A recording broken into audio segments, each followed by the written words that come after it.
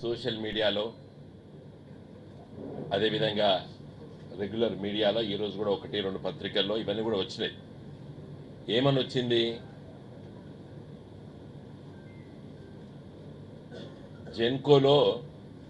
జెన్కోనో ట్రాన్స్కోనో తెలియదు, మన సిఎండి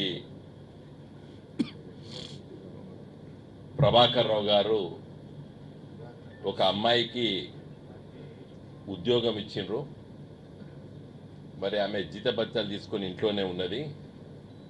ఆమె పేరు బోయినపల్లి సరిత. ఈవిడ బోయినపల్లి వినోద్ కుమారు, మాజీ పార్లమెంట్ సభ్యులు, టిఆర్ఎస్ పార్టీలో ఒక ప్రముఖ నాయకుడు. ఈ విధంగా చేసిండు, వాళ్ళ చుట్టాలకి ఇప్పించుకున్నాడని చెప్పి తీన్మార్ మన్నల్లా గారు క్యూ న్యూస్లో ఉదయం పూట మాట్లాడిండట.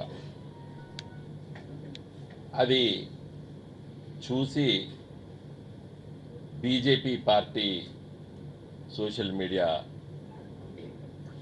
వాళ్ళు, తదనంతరం కాంగ్రెస్ పార్టీ సోషల్ మీడియా వాళ్ళు దాన్ని విస్తృతంగా వైరల్ చేశారు.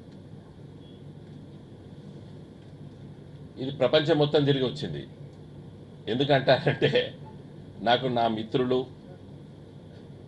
మా బంధువులు అమెరికాలో,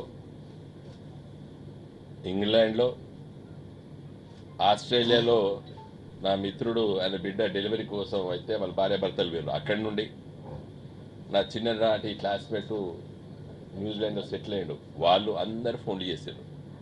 వినోద్ నీకు అన్న లేడు కదా, మరి ఈ అన్న ఎక్కడ వచ్చిండు, ఈ అన్న బిడ్డ ఎక్కడి వచ్చింది వినోద్ అని అడిగాను. నేను చెప్పిన ఇదంతా కూడా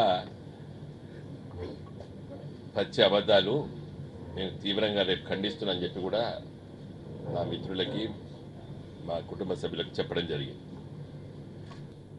ఆ అమ్మాయి నాకేం సంబంధము? Can you prove it?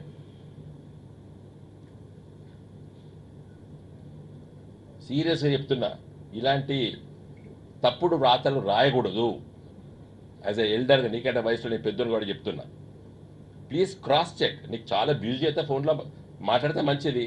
If you're two బ్యూజీ SMS చేయండి, లేదా నీ దగ్గర ఉన్నటువంటి వ్యక్తులు ఉంటారా వాళ్ళతో అడిపించుకో. ఏది if you want to investigative journalism చేయాలనుకుంటే, ఇప్పుడు కేసు ఏం రాదా, డిఫెమేషన్ కేసు?